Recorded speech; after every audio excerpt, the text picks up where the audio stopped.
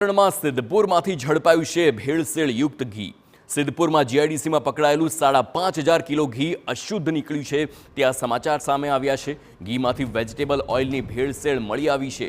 તો ડેરીવાલ farm project નામની ફેક્ટરીમાં બનતું હતું આ ભેળસેળ યુક્ત ઘી અને ફૂડ એન્ડ ડ્રગ્સની ટીમે 16.5 લાખની કિંમતની આ ઘીનો જથ્થો છે તે સીઝ કર્યો છે। 4 મહિના પહેલા લીધેલા સેમ્પલનો રિપોર્ટ આવ્યો અને ભેળસેળવાળું ઘી બનાવનારા ફેક્ટરી માલિક સામે હવે કાર્યવાહી કરવામાં આવશે। તો ભેળસેળયુક્ત ઘી જે પ્રમાણે ઝડપાયું છે, કુલ 16.5 લાખની કિંમતનું આ ઘી છે અને આ ભેળસેળયુક્ત ઘી બનાવનારી ફેક્ટરી સામે પણ તેના માલિક સામે કાર્યવાહી કરવામાં આવશે। ખાસ કરીને ડેરીવાલા ફાર્મ પ્રોડક્ટ નામથી આ બ્રાન્ડ અને જે બ્રાન્ડની જ્યારે તપાસ કરવામાં આવી તેના ટેસ્ટ કરવામાં આવ્યા તો વેજીટેબલ ઓઇલનો ઉપયોગ થતો હોવાનું સામે આવ્યું છે। એટલે ચોક્કસથી આ ઘી અશુદ્ધ છે, આને ઘી કહી જ ના શકાય।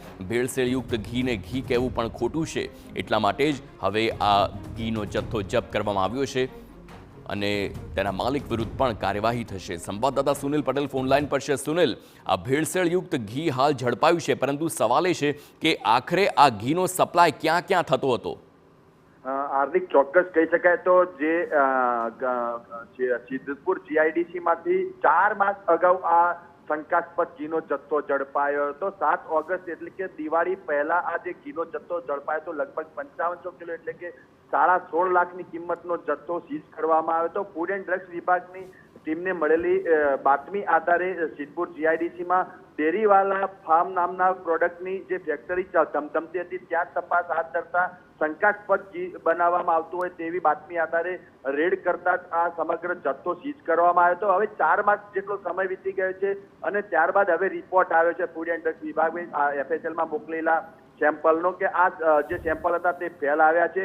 આ સેમ્પલમાં વેજીટેબલ ઓઇલ ભેળસેળ એટલે કે પામ ઓઇલ કે અન્ય કોઈ વેજીટેબલ ઓઇલ ભેળસેળયુક્ત બનાવી અને ઘીનો જથ્થો બનાવવામાં આવતો હતો અને બહાર સપ્લાય કરવામાં આવ્યો હતો। લગભગ મહારાષ્ટ્ર સુધી આ સમગ્ર જે ઘીનો જથ્થો હતો તે સપ્લાય થતો હોવાનું પણ જાણવા મળી રહ્યું છે સૂત્રો દ્વારા। તો બીજી બાજુ કહી શકાય તો હવે જ્યારે આ સેમ્પલ ફેલ આવતા જ ફૂડ એન્ડ ડ્રગ્સ વિભાગે જે ફેક્ટરી માલિક છે તેની સામે પોલીસ કાર્યવાહી કરવાની પણ વાત કરી છે અને કહી શકાય તો ટૂંક જ સમયમાં જે રીતે આ સમગ્ર સેમ્પલ ફેલ આવતા જે સમગ્ર શંકાસ્પદ ઘીના મામલે આગળની કાર્યવાહી પણ થાય તો નવાઈ નહીં। હાર્દિક, બિલકુલ સુનિલ, સમગ્ર માહિતી બદલ આભાર। તો આ સવાલ વારંવાર ઉઠે છે કે આખરે 4 મહિના પહેલા જ્યારે સેમ્પલ લેવાયા હતા અને 4 મહિના બાદ રિપોર્ટ આવે છે, એટલે કે આ 4 મહિનામાં લાખો કરોડોનો આ નકલી ઘીનો, બોગસ ઘીનો, અશુદ્ધ ઘીનો વેપાર થઈ ગયો અને કેટલાય લોકોએ આરોગી લીધું હશે તે મોટો સવાલ છે।